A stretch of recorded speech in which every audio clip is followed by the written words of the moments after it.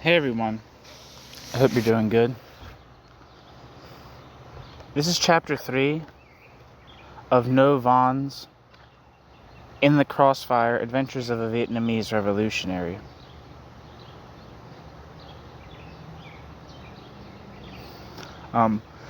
This is from part 1 of the book, which is titled In the Land of the Cracked Bell. And this chapter is titled Years of Apprenticeship.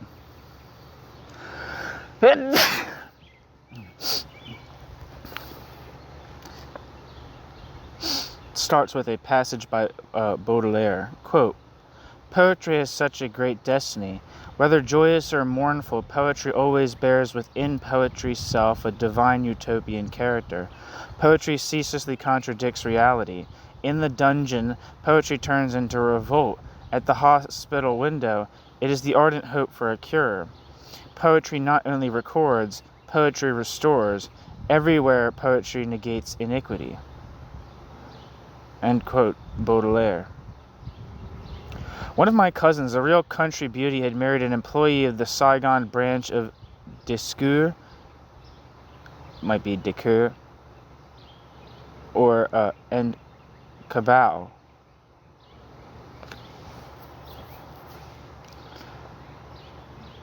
A French metal products company. She was pleasant, a gambler, sometimes for rather high stakes, and she liked me. She took me in as a lodger for 8 piastres a month in September 1926, when I left my hamlet for Saigon to prepare once again for the scholarship competition. I was entering a city that had been shaken for several months by the winds of revolt. All around me I heard the name Nguyen An Ninh, whispered with respect. He had been thrown into prison 3 days after a memorable mass meeting right in the center of Saigon. On Sunday, March 21st, 1926, between 2,000 and 3,000 people had responded to an appeal to protest the expulsion of a journalist to Annam. I think he's in Cochin, China at this point. I'm not sure. Despite an enormous police blockade, at dawn hundreds of coolies, factory workers, office workers, and students streamed into Rue Lanzarote. In the mango garden, the assembly point, the crowd was so dense it was impossible to move. The branches of the mango trees sagged under the clusters of young participants. In this shoulder-to-shoulder fraternity, the common people of Saigon shouted their indignation, denounced deportations, and demanded freedom of the press, of education, of assembly, and of travel, as well as the abolition of, quote, physical detainment, end quote, for debt. 3 days later, another assembly at the port organized to meet the arrival of Bui Quang Chu, the leader of the moderate nationalist constitutionalist party. On Bu Quang Chu's return from France, turned into a huge demonstration of anger at the news that Nguyen An Ninh had been arrested after the previous rally. The entrance to the port and the surrounding streets were overrun by protesters as the offices, stores, and workshops emptied. The authorities delayed the arrival of the ship carrying Bui Quang Chu until 9 o'clock in the evening, but the crowd refused to disperse and continued to grow. Some young people from the Young Annam organization, together with some 800 arsenal workers, surrounded Bui Quang Chu as he disembarked to protect him from counter-demonstrators who had been mobilized by De la Chevrotière, editor of the newspaper La Impartiale, and who were shouting, quote, "Kill him," end quote. A crowd of demonstrators accompanied Bui Quang Chu through the streets to his party offices, chanting, quote, "Free Nguyen An Ninh," end quote.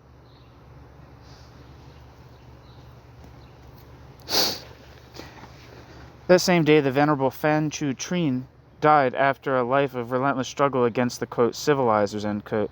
Condemned to death in 1908 after the peasant revolt in Annam, his sentence had been commuted to deportation to Polo Condor, due to the intercession of the League for the Rights of Man. Phan Chu Trinh was then exiled to France in 1911. Phan Chau Trinh was eventually sent back to Cochin, China, where, racked by tuberculosis, he died after 8 years of penal servitude and exile. The popular emotion aroused by Phan Chau Trin's death, augmented by the arrest of Nguyen An Ninh, reached its peak. Thousands of men, women, and young people, defying the omnipresent police, filed along Rue Pèlerine throughout the entire week.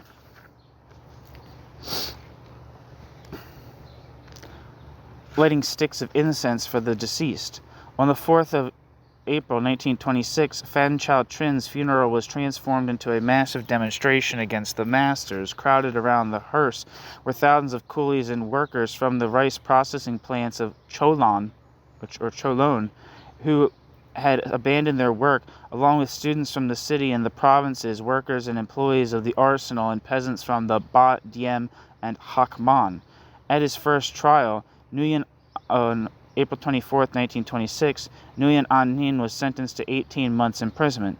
When this sentence was announced, students in Saigon and from the primary school at Phu Lam in Cholon and from all over the surrounding regions, Ben Tre, Mai To, Vin Long, Can To, deserted their classes en masse. More than 1,000 of them were expelled.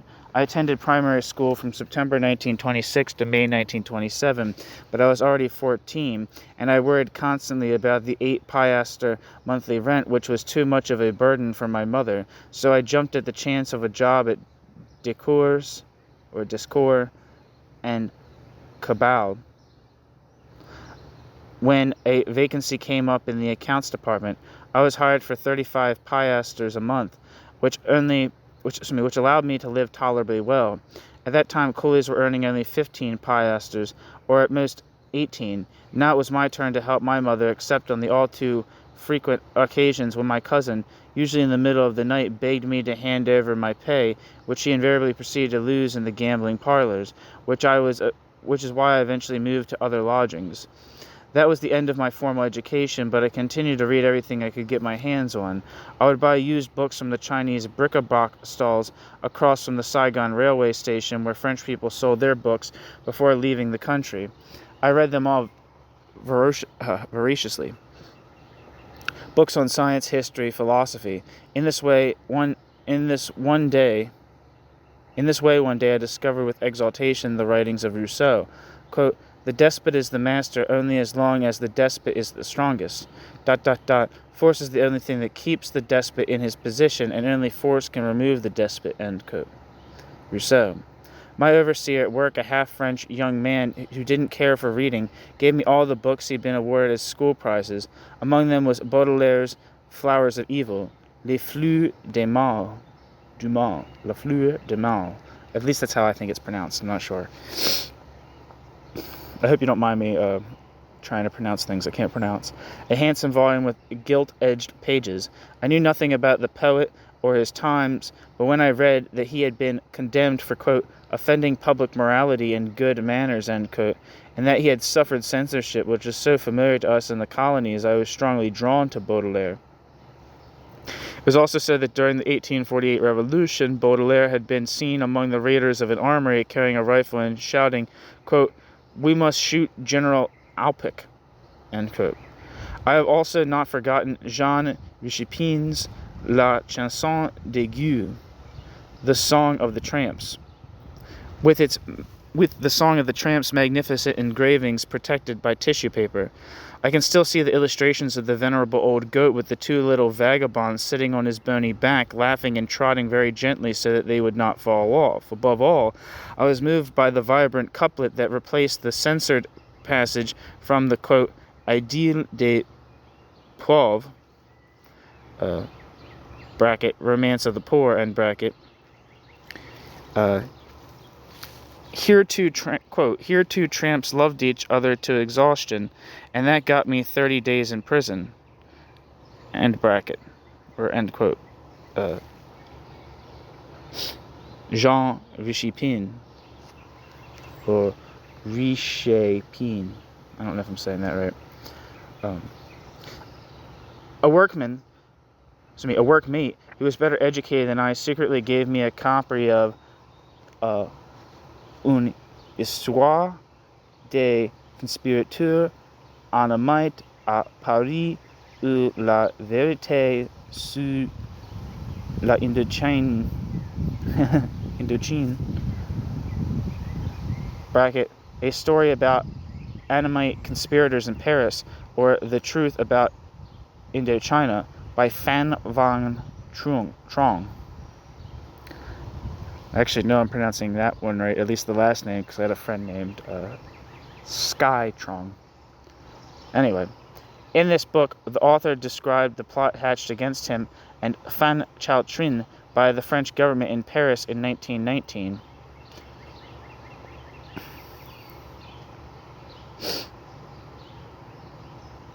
He clarified in a way that made my blood boil with the revolt and set my brain on fire the, quote, profession of being an Annamite, end quote, the unavoidably ambiguous and duplicitous attitude of the colonized. Quote,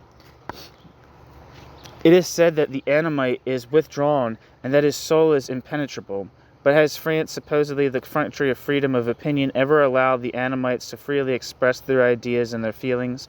The Annamite is a cheat and a liar, we are told, but if the Annamite tells the truth, then it is disagreeable. He is gagged, persecuted, smashed into 1,000 pieces. The Annamite, we are told, is obsequious, groveling, vile. That may be so, but when he allows himself to be justifiably proud and dignified, he is called arrogant, insolent, rebellious, and again he is persecuted. The conclusion is inescapable. Quote, being an Annamite, end quote, is a vile profession, end quote.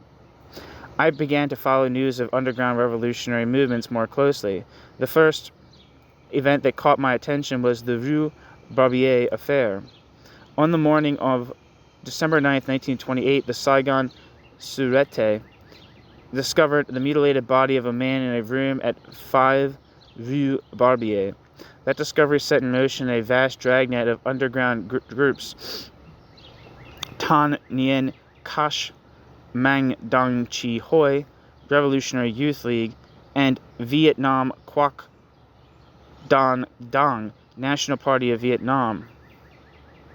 I cycled past the scene of this drama. In my new lodging, I had an older roommate named Feng, who worked as an accountant at the botanical gardens. A former nurse in the rubber plantations, he taught me how to administer first aid. Feng was curious but somewhat timorous. Nevertheless,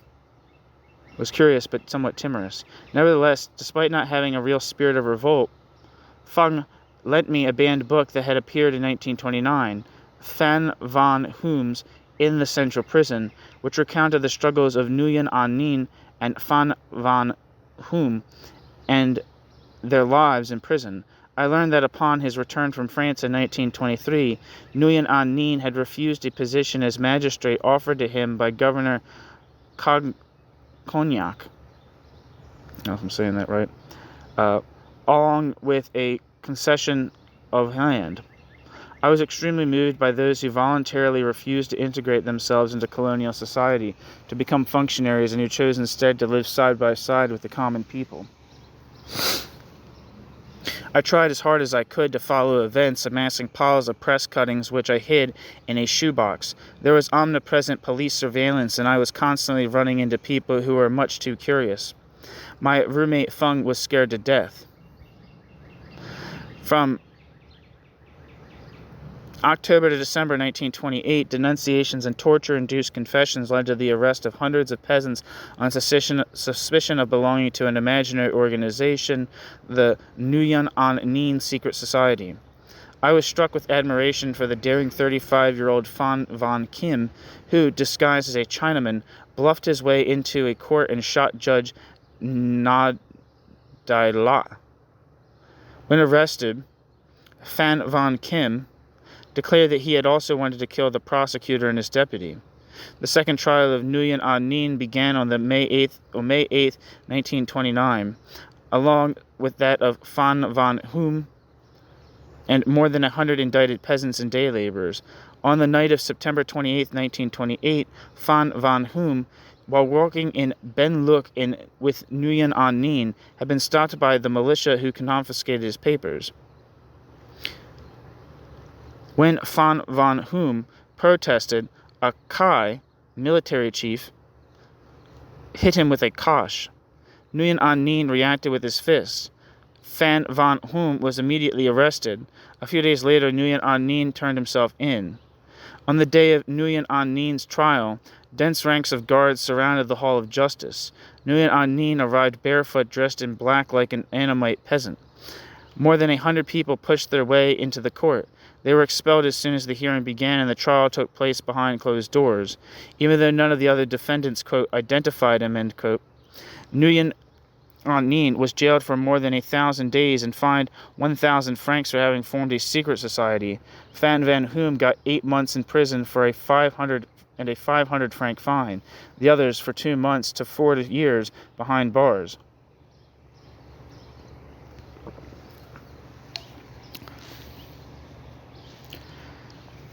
In February 1929 in Hanoi, Bazin, the director of the Bureau of Labor Recruitment for the rubber plantations, Bazin received a bonus of 10 piastres for every recruit was killed by a revolver shot. A high school student, Le Van San, already marked for having distributed leaflets denouncing this recruitment, was arrested.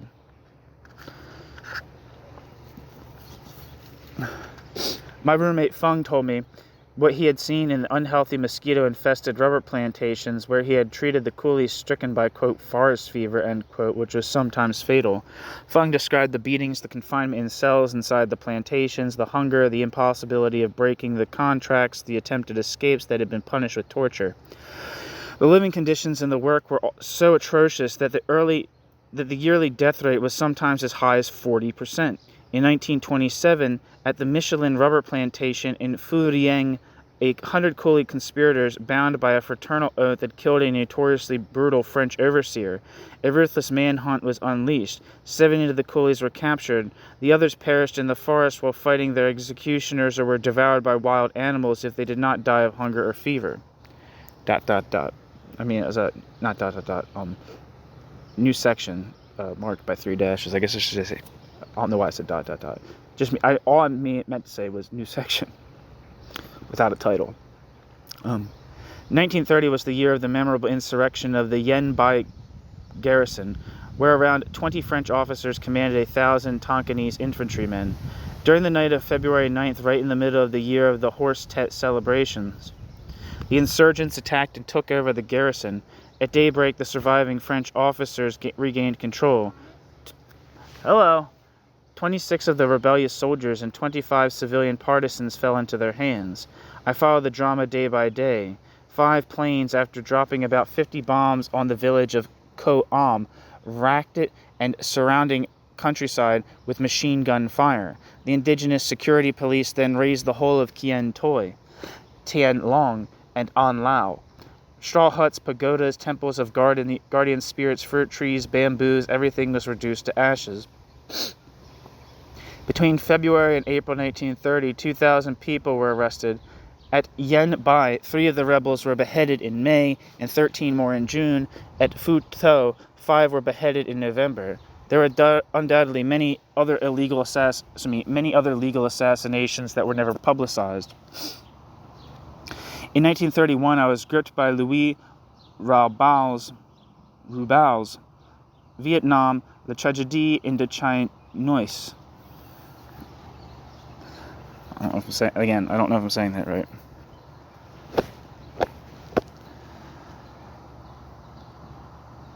A book that was eagerly grabbed up immediately on its arrival in Saigon. Roubaud's account made me appreciate more fully the massive extent of the revolt, which though ignited at Yen Bai, had at that same night inflamed other centers of the Red River Delta, Lam Tao, Yung Hoa, I don't know if I'm saying that right, Hanoi, and in the next few days, Phu Duc and Vinh Bao. On the morning of May 1st, as I was cycling to work, I found myself caught up in the disgusting dragnet for people without tax cards. It was the deadline for payment of the capitation tax, and in the streets of Saigon and Cholan, all the coolies, workers, and office employees were on their way to work. The cops stopped us to demand our tax cards, which also served as identity cards. Anyone who had no valid cards was immediately shoved into one of the police vans that suddenly appeared on every street corner. In the countryside, the notables and the militia did the tracking down. Agricultural day laborers, seasonal workers, and poor peasants all lived in fear. As a village schoolboy, I had already seen those poor devils with their legs and irons in the communal house for, quote, tax delinquency, end quote. The capitation tax, also referred to as the, quote, personal tax, end quote, hit every coolie or peasant between the ages of 18 and 60. It amounted to a month's wages. The poor, already stripped of everything after the economic crisis of 1929, simply could not pay. And in Cochin, China, according to the Code de l'Indigénat, a mere delay in payment was punishable by imprisonment and fine. My workmate at Discours and Cabal secretly handed me a syncographed copy of Code d'Eau, Red Flag.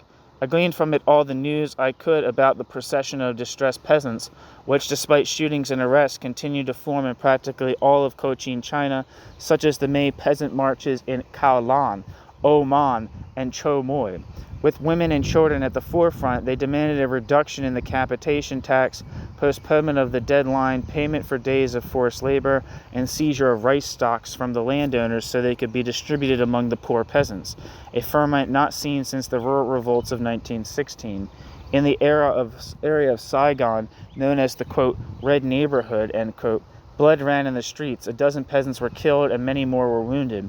Wholeheartedly at one with the starving people, I thrilled to news of their revenge. In July 1930, in Tan Tao village near Cholon, the Huang Trong dignitary Huo was gunned down. Toward the end of August, peasants attacked the communal houses where the notables assembled, including those of Xuan Toi Tai, it's probably Xuan Toi Tai, Tan Tru, Long Sun, Chao Toi, and Chao Bin. In Tan Bu, they poured kerosene over the archives and set them on fire.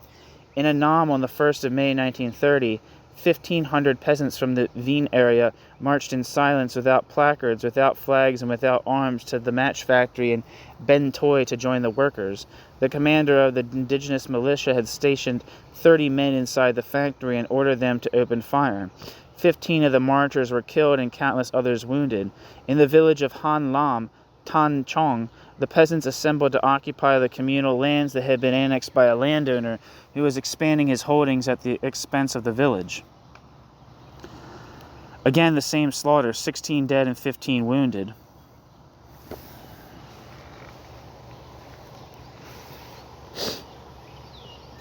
The villages of Yen Ta and Yen Phuk were burned to the ground. The movement intensified across Annam and from September on developed into an open insurrection. Demonstrators attacked the sub-prefectures of Nam Dan, Du Long, Tan Chong, Ni Lak, Ni An, Kan Lak, Kai An, Huang San, Ha Tin, cut telegraph lines, ransacked the native police stations, freed prisoners, set fire to railway stations and churches, and executed detested mandarins and notables. Two areas, Tan Chuang and Nam Dan, were in total revolt. The militia no longer dared enter the villages. In October, the insurrection reached central Annam, where the sub-prefectures of Duc Pho, Quang Tri, and San Tin, Quang Nai were sacked. In September 1930, in the villages of Nay An, which had been abandoned by the notables and the local militia, the peasants began organizing themselves into Soviets, democratic councils, They took over the administration without touching the landed property, proceeded to share out the communal land that had been annexed by the landlords. They confiscated the rice reserves and distributed the rice reserves to the starving, allocated agricultural work collectively, abolished taxes, imposed lower farm rents on the landowners, and launched a literacy campaign. These Soviets extended throughout the provinces of Ha Tin, Kan Lak, Tak Ha, and Huang San.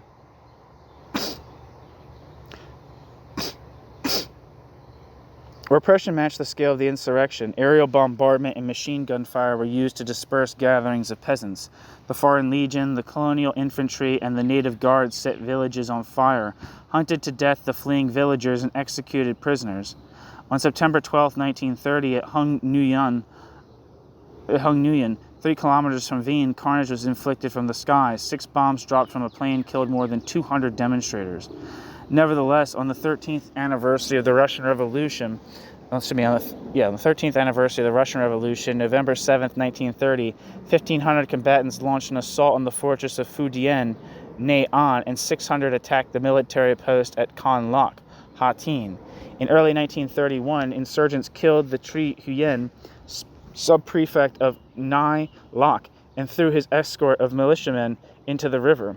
In Rapunzel, 30 peasants were massacred and 200 arrested. In Quang Nai province, demonstrations multiplied as well as marches on the local administrative centers, notably in San Tin and Mo Duc and in the center of the province. In Cochin, China, in March 1931, villagers sacked police stations, strung tripwires across the roads, felled trees across the causeways, and dug little hollows in the road where they put planks full of nails to puncture the tires of any vehicles bringing reinforcements. Parallel movements were taking place in the city. Several days before May Day 1930, leaflets were already being circulated in the central markets and municipal workshops of Saigon, calling on workers to strike for the 8-hour day. Red banners appeared every night in front of the offices of the Franco-Asiatic Oil Company and Standard Oil, bearing the slogans, "Workers and oppressed peoples of all countries unite, demand the 8-hour day, down with French imperialism, workers, peasants, soldiers unite, Indo-Chinese Communist Party." The same day, the 250 coolies and workers at the Chod Quan Central Electrical Works Central Electrical Workers stopped work, an almost heroic act in the context of economic crisis and repression. On January 13, 1931, a strike of 80 coolies broke out at Standard Oil in Na Bay in response to the firing of a fellow worker. Banners appeared in the districts of Dachau, Ton Dinh, and Can Hoi. In Saigon on Sunday, February 8th, during the exodus from a soccer match, a man spontaneously urged the crowd to commemorate the Yuen Bai infantry uprising, which had taken place in February of the previous year. A Sûreté inspector, Legrand, tried to grab him and was killed by a revolver shot. Sûreté inspector Legrand tried to grab him and was killed by a revolver shot. That night, the zincographed pages of Ko Vo San, proletarian flag, flooded the streets. During March and April 1931, in Annam and Tonkin, committees and cells were broken up by the enemy. On May 1st alone, almost 500 demonstrators were massacred in Annam. Little by little, the movement disintegrated and dispersed into the population, which had been pushed to the limit by slow starvation as well as by the repression. Between May 1930 and June 1931, I counted newspaper reports of no less than 120 peasant marches and more than 20 strikes in Cochin, China. While the countryside was in turmoil, the trial in the case of the Rue Barbier crime opened in Saigon, July 15, 1930. 31 members and sympathizers of the Tan Nien Revolutionary Youth League had been indicted. 17 militants from other underground nationalist organizations were also appearing before the same court. For me, the trial unveiled the mystery about the mutilated corpse found by the Sûreté in December 1928, and also revealed the implantation of Cochin, China, of underground nationalist parties from Annam, the Tan Viet, and Tonkin, the Vietnam Quoc Don Dong, VNQDD. I was stunned at the verdict. Death sentences for 3 of the Tan Nien youth: No Tiem, 22 years old; Nguyen Van Tin, 24; Tran Trong, 27. 20 years of forced labor for the prime instigator of the assassination, Tan Duc Tang, and 8 years for Nguyen Trong Nguyet, 22. One of the 2 women implicated in the affair, whom I would later see in the central prison. During the night of May 20th to 21st, 1931, the guillotine was set up in front of the Saigon Central Prison for the 3 death sentences, while police cordons blocked off the surrounding streets. Inside the prison, during the hours and days that followed, the political prisoners, men and women, shouted unceasingly, quote, "Down with the white terror, down with French imperialism," until fire hoses, bludgeons, and leg irons finally enforced silence. On November 20th, 1931, it was the turn of the teenager Hoi Lai Tu Trong, allegedly guilty of Inspector Legrand's murder, to be beheaded. The prisoners set up an enormous din that reached beyond the prison walls and shook the whole area. The repression was merciless. The central prison was so overcrowded with the massive detainees that new detention camps of straw huts were set up in the nearby town of Tinay.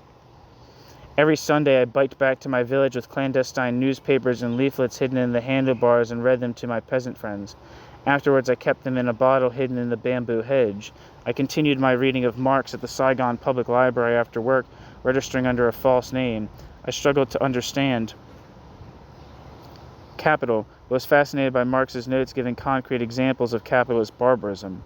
I submitted an elegiac poem, Bien Ka Chu Ham, Facing the Sea at Twilight, to an Annamite newspaper, and the Annamite newspaper published it, as well as some short rustic vignettes about the hard life of the peasants. Some of my workmates reacted with friendly surprise.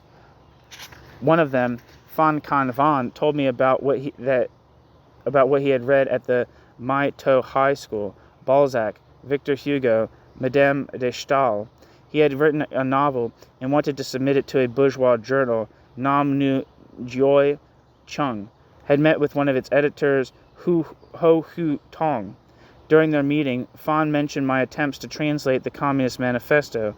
Intrigued by this, quote, pastime, end quote, Ho Hu Tong wanted to meet me.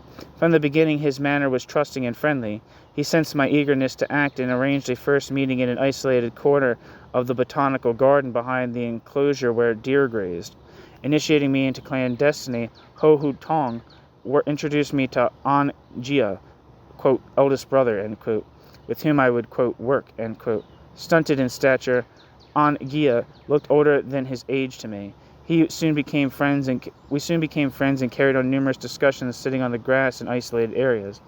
One day, An Gia gave me some pocket format notebooks of handwritten text, duplicated on a jellygraph in violet ink.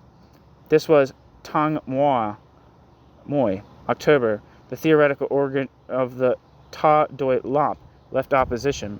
In it, the opposition criticized the Communist Party, a party that was oriented more toward the peasantry than to the workers, and the majority of whose leaders consisted of, quote, Moscow trainees, end quote, who were peasants rather than workers. Rejecting the model of the professional revolutionary formed by the Stalinist school, Tang Moi argued that it was necessary to, quote, bond, end quote, with the rank-and-file urban workers and build a, quote, mass-based, end quote, party. Unfortunately, at work, I found hardly anyone with whom I could discuss current events. The coolies, truck drivers, and office employees seemed unconcerned with what was going on. Even the workmates who sometimes surreptitiously passed me communist leaflets showed little interest. Yet the brute force of the colonial regime was ever present and increasingly provocative. Among other acts of bullying, my stomach churned at the spectacle of the French foreman violently kicking one of my coolie workmates. The repression was so great that people were afraid to use words like Kong Hoi, labor union, and Tran Dao, struggle. So I tried, not without difficulties, to discreetly bring together most of the coolies and the two truck drivers in a kind of, quote, mutual aid association, end quote, for the purpose of helping each other in cases of death, illness, or other misfortune, as well as to foster a minimal sense of wage-slave fraternity. From time to time, 30 or more of us would cautiously get together at one or another of our homes on the pretext of celebrating a birthday or marriage or simply having a dinner party. A meeting of more than 19 people without prior authorization was illegal. I hid the record of the money collected in the lining of my cap. One morning on arriving at work, I was pleasantly surprised to find that the coolies had refused to enter the workplace when the gates opened and remained standing on the street. This is the first strike of the lowest paid workers. At Discours and Cabal during the crisis-ridden years of endemic unemployment in the 1930s. The next day they gathered again, sitting on the pavements on the other side of Boulevard de la Somme, 100 meters from the gates of the coolies' entrance, presumably awaiting some response from the bosses. I put the money for our fraternal association at their disposal. In the afternoon, they decided to go in and tell the French, what they wanted. I acted as an interpreter for the exchange between them and company manager Guyon, a snarling bald man with a huge paunch. Suddenly, Perret appeared, my immediate boss, a thick, stocky guy who was sometimes rather paternalistic when he was in the mood. He grabbed me by the arm and dragged me to the corner where I worked in the other building. Jabbing his index finger in my belly, he shouted, quote, "keep out of it, asshole, or you'll be out on your ass, understand?" End quote. The strikers demanded better pay and denounced the beatings and filthy insults. The slave drivers gave no ground for the moment, but at the next payday, the lowest wages were slightly raised. At the beginning of 1932, Hoin van Dam, who was allegedly to have killed a Surete informer, was sentenced to death and guillotined. It was the third year of the economic crisis. Public Works Day laborers in Saigon were forced to accept a cut in their wages in exchange for no firings. Rickshaw pullers, who had been paying 1 piastre for a 4-year license, were now obliged to obtain a new license lasting only 1 year for the same money. Reduced to beasts of burden, these men went on to strike in Jiadin. From August to November 1932, there were searches and arrests in Saigon, Cholon, and police roundups in the provinces. Some 60 conspirators of the underground, quote, "communist left opposition," end quote, group, and a similar number from the Communist Party, which was in the process of reconstituting itself, were caught in the dragnet. Horrible statistics appeared in the Dépêche d'Indochine of February 2nd, 1933. Between 1930 and the end of 1932, more than 12,000 political prisoners, had been taken, of whom 88 were guillotined, and almost 7,000 were sentenced to years of prison or hard labor in penal colonies. 3,000 detainees were still waiting in prison to learn their fate. I was living beside the Cho Kwan Church in a partitioned apartment next to An Gia. One night in October 1932, I heard an alarming disturbance on the other side of the dividing wall. The Surete cops had broken in and were taking An Gia away, along with his 18-year-old partner, Chi Wa Moi, real name Tran T. Moi, who had been one of the first oppositionists within the Communist Party in 1931. The police turned the lodging house into a trap. I quietly slipped away, but when I pictured An Gia and Chi Moi in the hands of the Surete tortures, I felt a part of myself had been captured. During the routine of my job, I rehearsed to myself the instructions in case of arrest. And as the days and weeks passed, I thought of the courage of those two, who of all they must have suffered without breaking, since the police had not come to arrest me. I learned later in what condition the torturers had left An Gia. For a long time, he was unable to stand up. I did not know then that my initiator, Hu Hua Tong, had also been seized in the same raid. I learned what happened to my friends at their trial. An Gia was one of 21 militants from the communist left opposition group Ta Doi Lap, who were tried on May 1st, 1933. Most of them were very young. He was sentenced to a year in prison, then sent to break rocks in the Chao Dak quarries. The main organizers, Ho Hu Tong and Fan Van Khan, but not Ta Tu Tao, whereas later tried, who had both returned after some years in France, were given suspended sentences of 3 and 4 years. The others received prison terms of between 4 and 18 months. But Nguyen Van Tong and Pham Van Dong, who plunged a file into his throat when he was arrested, were hit with 5 and 4 years, plus restricted residence of 20 and 10 years for possession of revolvers. Pham Van Dong was kept until his death at Polo Condor. Chi Moi was acquitted. Despite the torture Chi Moi had endured at the Surete, Chi Moi did not hesitate to return to the struggle. It was Chi Moi who in 1935 distributed the clandestine pamphlets and leaflets of our left oppositionist group in the Stalinist-dominated rural regions.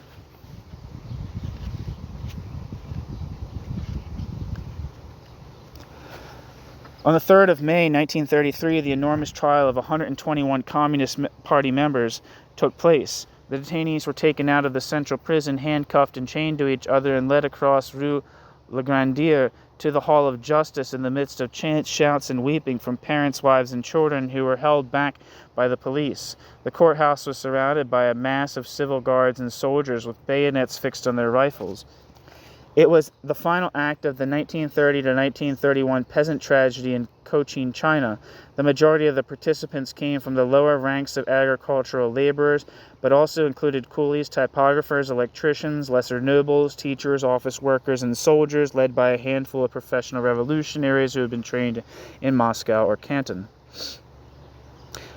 The tribunal accused them in block of, quote, constituting a secret society, plotting against state security and criminal conspiracy, end quote, disseminating propaganda leaflets in newspapers, clandestine formation of labor unions and peasant unions, organizing marches of the poor to demand reduction of taxes in 1930, stealing arms from the Camp de Mars in 1929, executing 3 police officials and killing a militiaman during a skirmish at Na Bay in 1930, and attacking a transport ship at Mai To.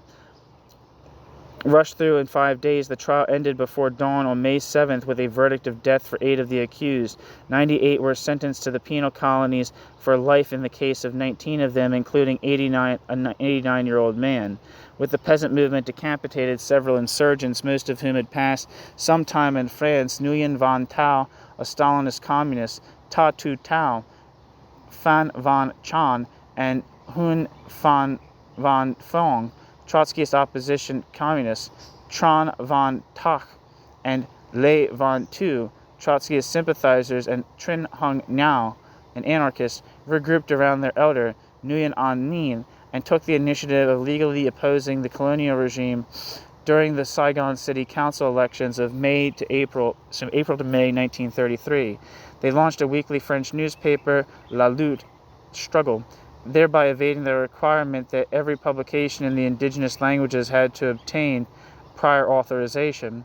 Thus, it was that the two communist tendencies, Stalinists and Trotskyists, formed a common front in 1933 within La Lutte.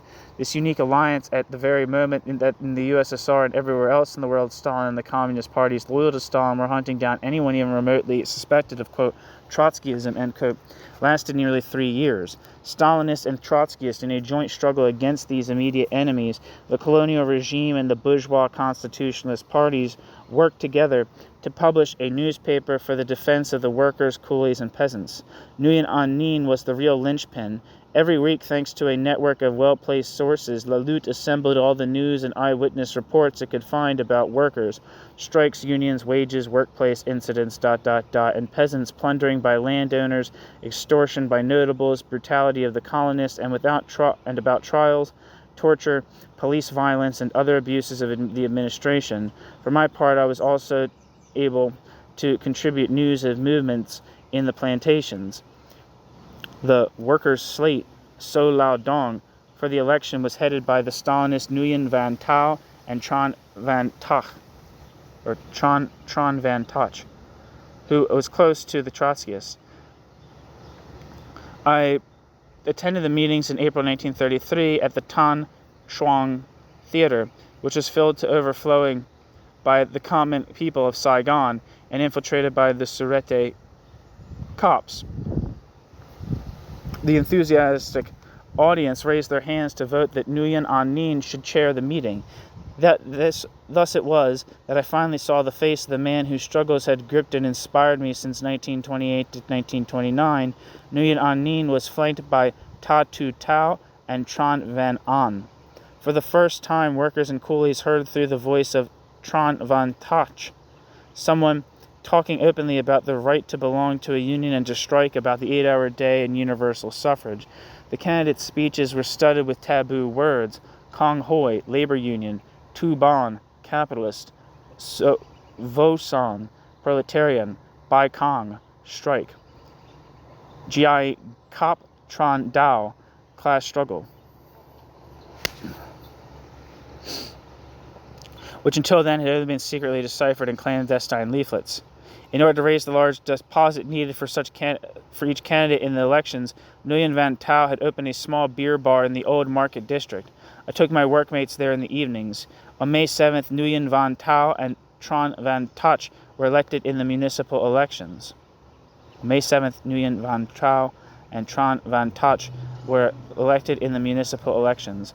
I, and I think many others, felt somewhat strengthened by this challenge to the arrogant colonial society. Two candidates from a, quote, workers' slate, end quote, became part of the Saigon City Council. Nguyen Van Tao and Tran Van Toch became, as far as was possible, the voice of the dispossessed within this municipal body until 3 months later when their election was annulled by the colonial regime. 1 second.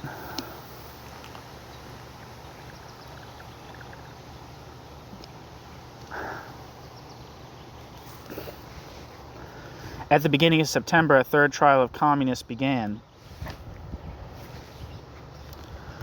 Among the 60-odd prisoners charged with reconstituting a party was Liu San Han, a dissident who had been in touch with the Trotskyist left opposition in 1932. Meanwhile, I attended talks at the Center for Mutual Education given by Ta Tu Tao and Phan Van Hum on dialectics, a subject that, despite its difficulty, engendered enthusiasm in many young people, office employees, workers, and teachers in those tumultuous times. But under pressure from the Sûreté, the center soon closed its doors to these discussions.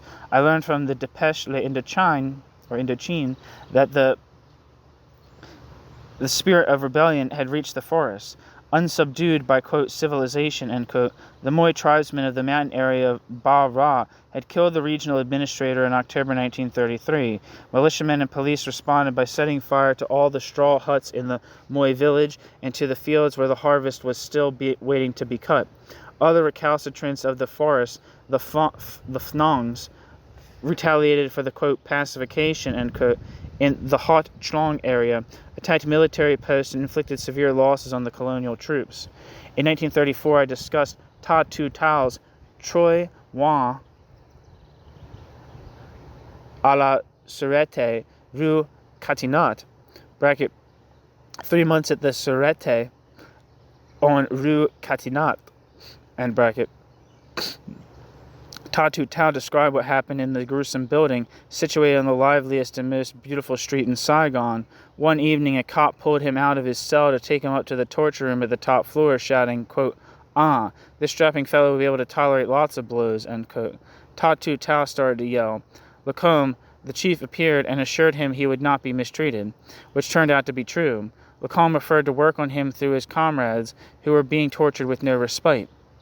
From his cell, Ta Tu Tao worked for a way to communicate with the other detainees. So he looked for a way to communicate with the other detainees. First, Ta Tu Tao would hoist himself up to the spy hole at the top of the door to watch for the guards. Then he would flatten himself on the cement floor, pressing his mouth and his ear in turn against the opening of the foot of the door. In this way, he made the acquaintance of the young Nguyen Van Hoang, whose voice was so soft and fragile. One evening, Huang, who had been horribly tortured, called out to him, quote, "Brother, I can't bear it anymore. They'll start again tonight. I want to end it all tonight," end quote. With all his strength, Ta Tu Tao begged him not to let himself be broken. A little later, he heard a dull, heavy thud, then silence. The next morning, the cops found Huang still alive. They left him there in his cell, naked with his legs in irons for 2 months. Every night, Ta Tu Tao would hear him rattling his chains weakly.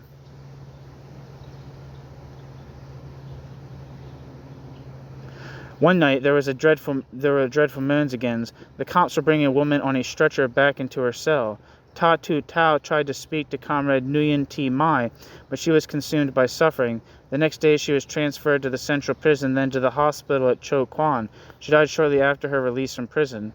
On some nights, Ta Tu Tao would hear other comrades, Nguyen Van Bi, Nguyen Van Tong, and Dong, being dragged on for torture every 2 hours.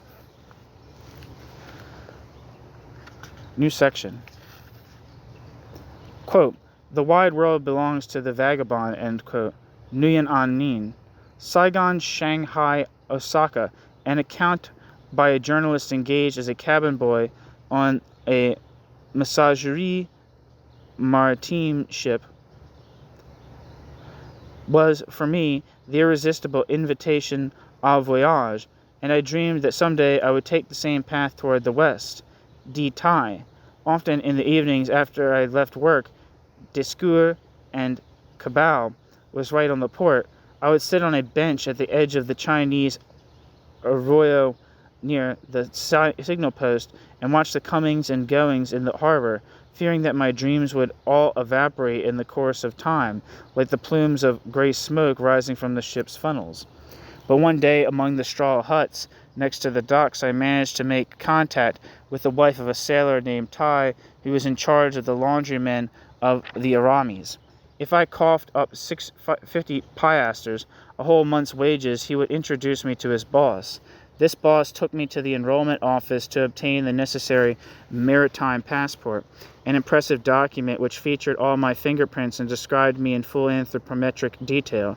And there I was, signed on to the laundry team aboard the Aramis, the first diesel-powered vessel of the Messageries Maritimes. I embarked without informing my family, my friends, my employer, or anyone else except my comrade in underground activity, Ho Hu Tong, who gave me the address of a Trotskyist friend in Paris. The ship weighed anchor in Saigon on March 3, 1934. The laundry team consisted of a dozen guys, natives of Annam and Tonkin, except for Tai and me, who were both from Cochin, China. I was assigned to iron sheets. We worked in the poop and slept in the hold, lying on planks and rows like sardines. The Canton Chinese employed in hostelry and those from Shanghai who worked in the engine room had separate sleeping quarters. The Italians were cabin boys, and we saw them only rarely. Above the entrance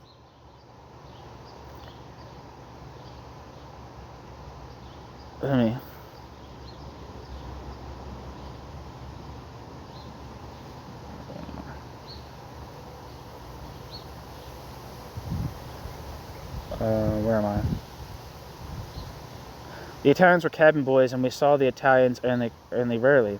Above the entrance to the Cantonese sleeping quarters was hung the inscription, Bang Hu Nu Van. Friends are like the clouds, calligraphied on a strip of white muslin. The dark room full of sleeping bodies was fitfully illuminated here and there by the sputtering oil lamps of the opium smokers.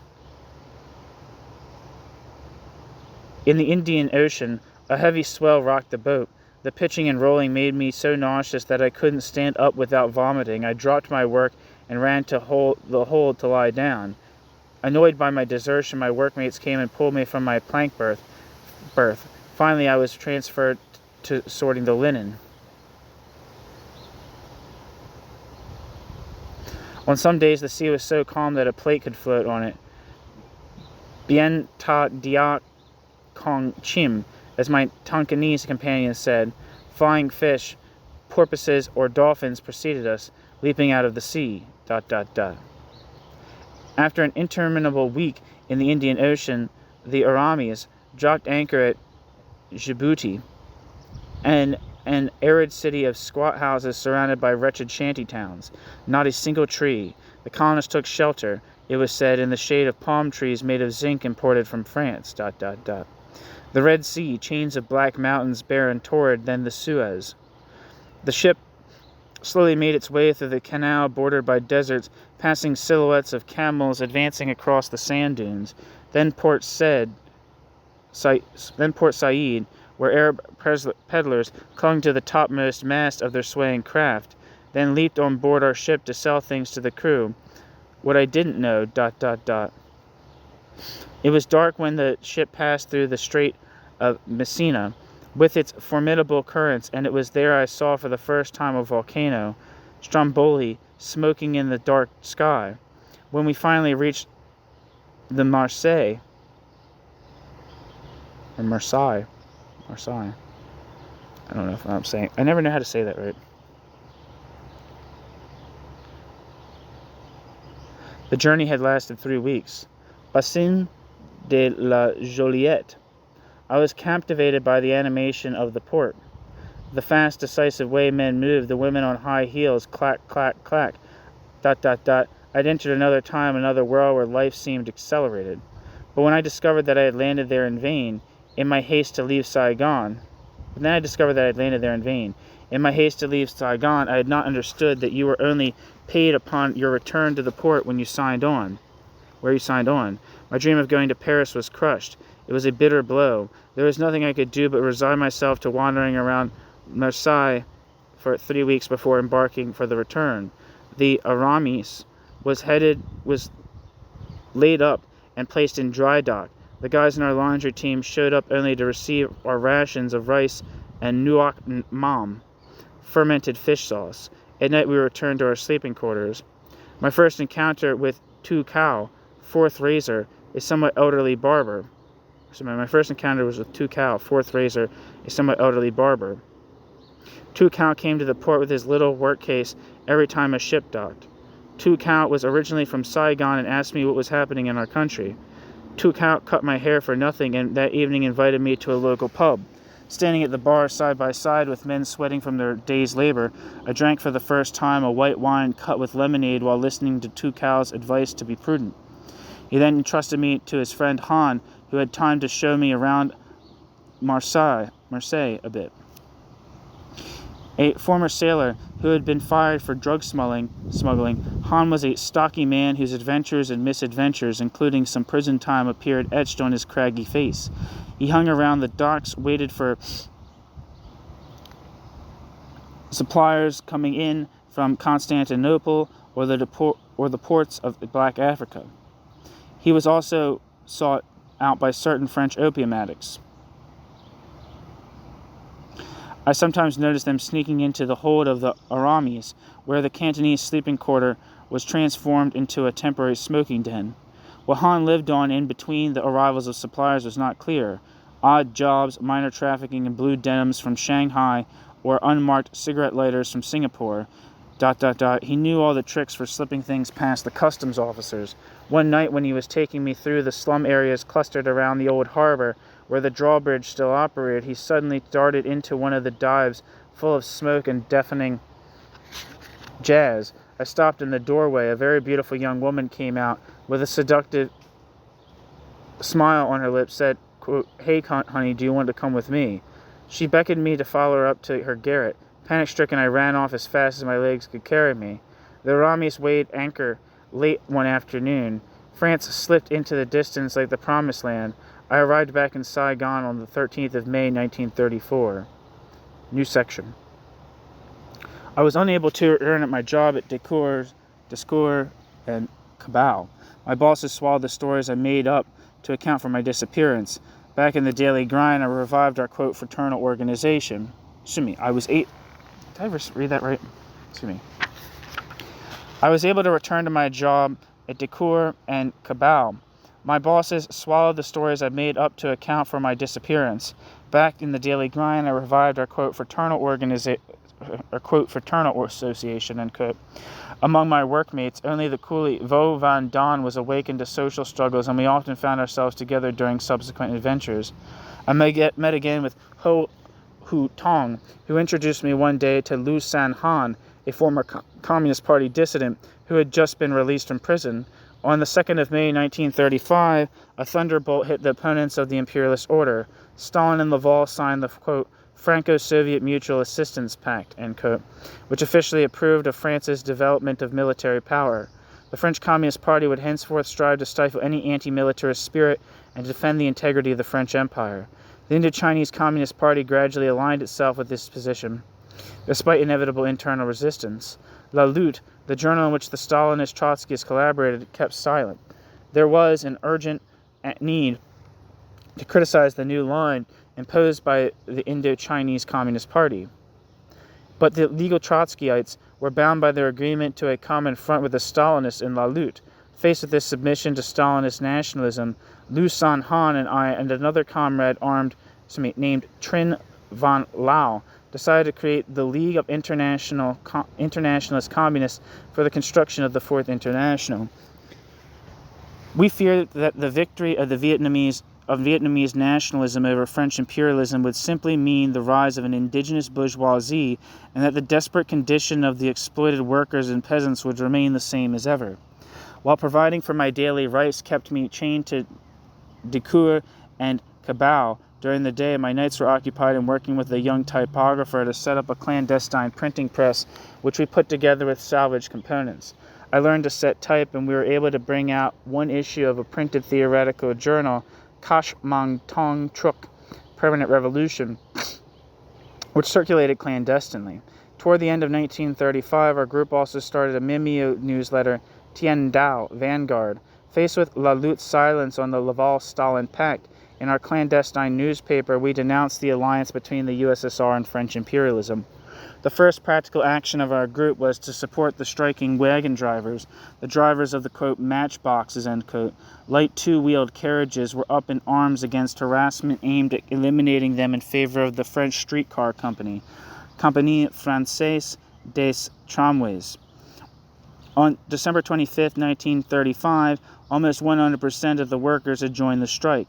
The next day, delegates representing some 3,000 drivers from Saigon, Chalon, and from the suburbs of Ba Diem, Phu Nguyen, Can Hoi, Chu Dui, and Cho Quan demonstrated in Saigon's central marketplace, demanding that the newly elected Stalinist and Trotskyist city councilmen intervene.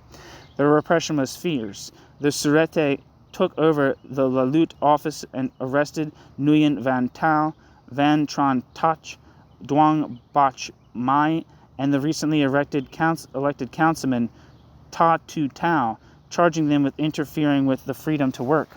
We were in increasing danger and moved our printing press several times. Attempts to rebuild the Communist Party in Cochin, China by a group of, quote, Moscow trainees, end quote, led by Tran Van Gao, was completely destroyed.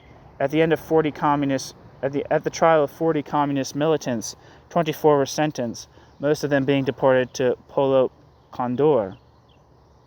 For our part, we continued our underground agitation in the workplaces and continued to discreetly distribute, including in Stalinist circles, our newsletter Tien Dao and our journal Kashmang Tong Truk. Then, in June 1936, explosive news arrived from France. With the coming to power of the Popular Front government led by Leon Blum and supported by the Communist Party, French workers had gone on strike and occupied factories throughout the country. Had the days of hope also finally arrived for us colonial slaves? Our Internationalist League decided to call on our brothers and sisters to storm the gates of hell. It was at that moment, Wednesday, June 10th, just as we were going into action, that our group fell into the hands of the Sûreté. Awesome. So that is the end of Chapter 3, Years of Apprenticeship, in Part 1, In the Land of the Cracked Bell, of Ngô Van's In the Crossfire, Adventures of a Vietnamese Revolutionary. Thank you for listening. If some of the terms, this book has endnotes, so I'm reading the endnotes section as its own separate piece, as just like endnotes, not the end of each chapter, but the end of the entire book. So I recorded that as an entirely separate video. So if you're interested in that, check that out if you want more details on particular things. Thanks for listening.